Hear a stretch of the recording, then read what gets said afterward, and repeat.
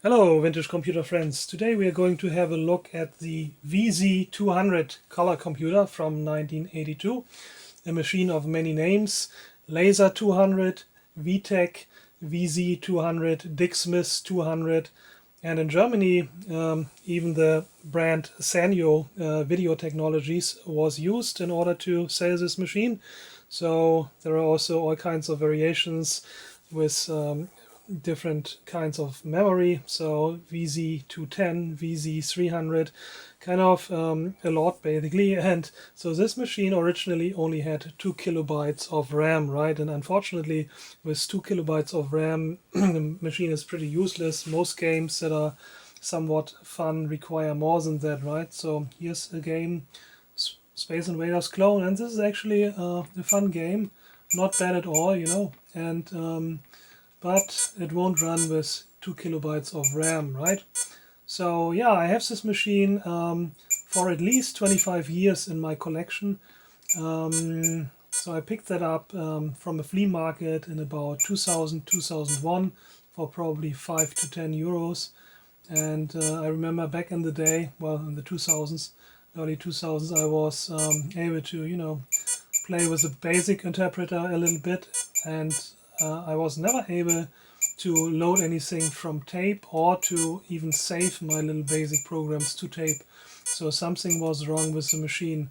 And then recently I got reminded of that machine and that I really never did anything with it, because I watched a video on Adrian's Digital Basement YouTube channel where he repairs one of these machines and also gives it a 32 kilobytes memory upgrade. So with that memory upgrade you can then finally play games like this. So yeah, so I figured out, okay, that's a compelling proposition, let's try to do this. And the way Adrian Black had done that, he piggybacked basically this 32 kilobytes SRAM chip on top of one of the system ROMs, right? And so I thought, okay, I can try that. And then I powered up my machine, and all I got was random characters on the screen, colorful but random. So unfortunately the machine had gone back bad since I last powered it up, right? Must have been 10 years ago. So I was in for a repair too. And if you watched Adrian's video and also some other creators basically, you will know that this motherboard is known for being extremely delicate and of low quality, so it is very, very difficult to remove ROM chips or the RAM chip, right, without actually lifting traces or pads. And unfortunately, in my case, because I started with, removing the ROM as well, I lifted a lot of pads and a lot of traces, and I would claim that this is not because of a lack of skills. I actually repaired a lot of machines, but I think the only motherboard which is as bad in quality as this one is probably the Timex 1000 or Sinclair ZX81, some revisions of the motherboard. So I ended up destroying the motherboard badly basically, and the only way of actually getting this machine back to life was to create this here, which is actually a plug-in board which will have the two original ROMs here, but now as 2764 EEPROMs. The original 6116 2 kilobyte SRAM, and then the 32 kilobytes SRAM chip that Adrian Black figured out how to put in the machine. And so he used a spare gate basically in one of the 47LS chips on the motherboard, but I put a extra 47LS00 NAND gate for the chip select signal, right? Excuse me. So yeah, let me show you how this machine looks like.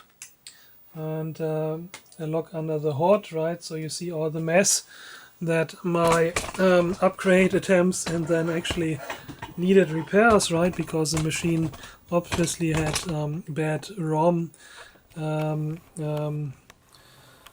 What happened here. So yeah, so this is my plug-in board, right? You can tell that it plugs basically on top of the Z80, and so I have a precision 40-pin dip socket here soldered on top of the Z80 basically, and that is because this is the area where the original chips were, right? The 6116 and the two ROMs here. Underneath, I lifted so many traces and pads that a repair would have been extremely tedious, requiring probably like 2 dozens of botch wires. So at that point, I thought, okay, chances of, you know, getting this machine back to life by putting in the chips back here and botch wiring them are extremely low. So I came up with this, you know, plug-in board, right?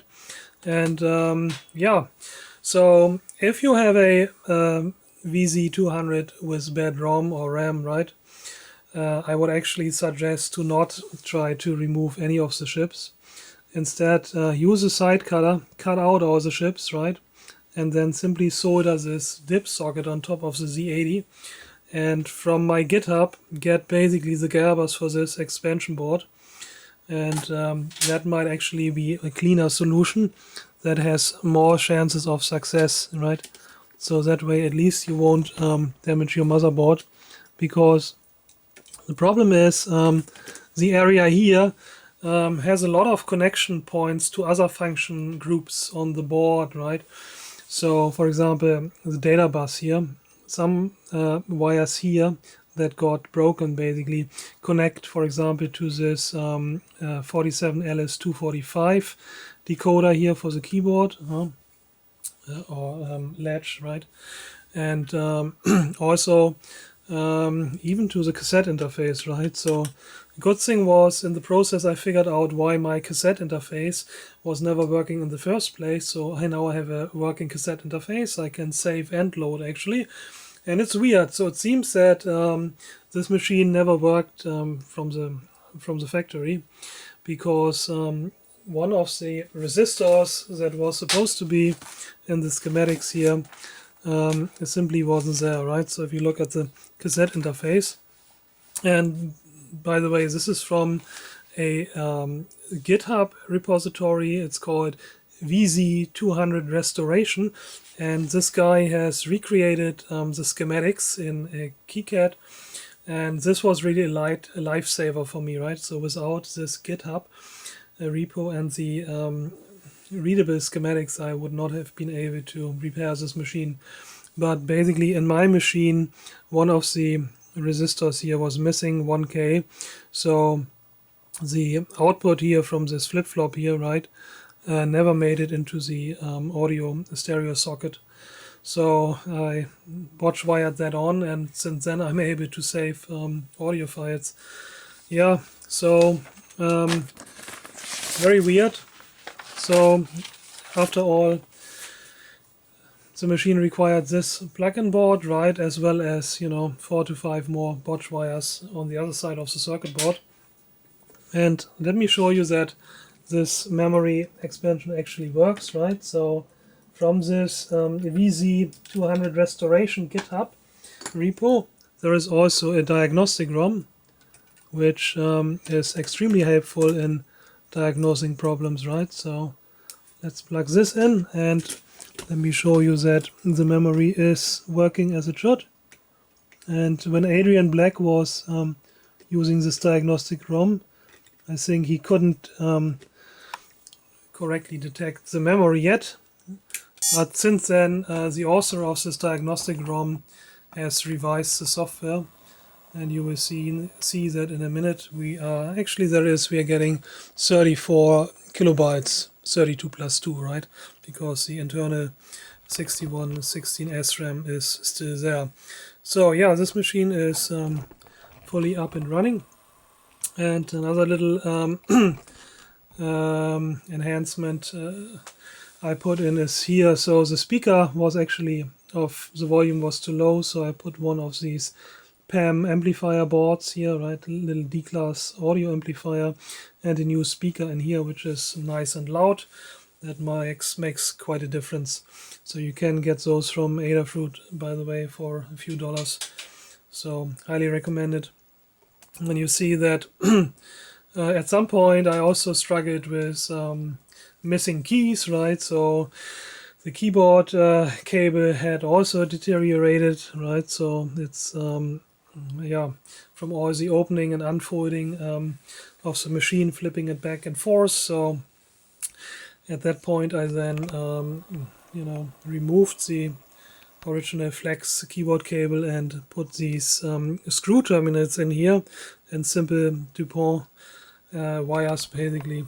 That way I can now, and I also of course put headers here, right? So that way I can now easily remove the keyboard, and yeah, it's all working good. So so this is the diagnostic ROM, right? So you can tell that it works with the 34 kilobytes, and we already played Space Invaders with the extra memory.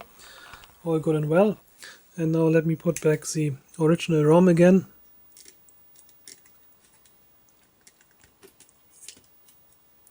Yeah, so this board, I mean, most of the signals I was able to grab from the CPU socket, but for the ROM select lines and the 6116 select line, I still needed 3 botch wires onto the original motherboard, right? Because these select signals are computed by glue logic on the board. So I needed to route 3 more botch wires here, and then the other botch wires are for the audio basically, and powering the PAM amplifier. Okay, so there it is again. Let me also demonstrate the loudspeaker to you. If you know the machine, then you know that the key presses are usually kind of faint, right? That's not the case with this machine, and all the keys are working fine. Yeah, so that was a bit of a challenging repair as well.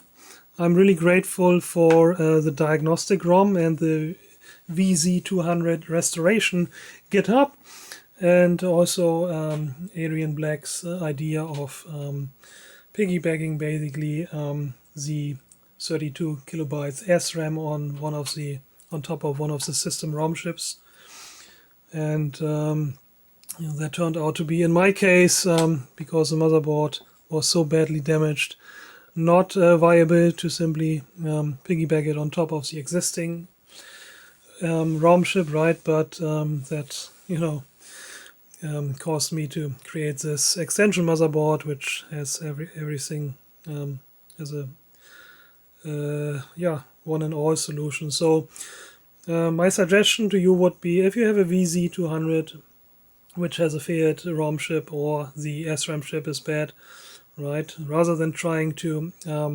remove the chips from the motherboard, right, because of so low quality, chances are you will lift pads or traces. Simply use the side cutter and cut out the chips, right?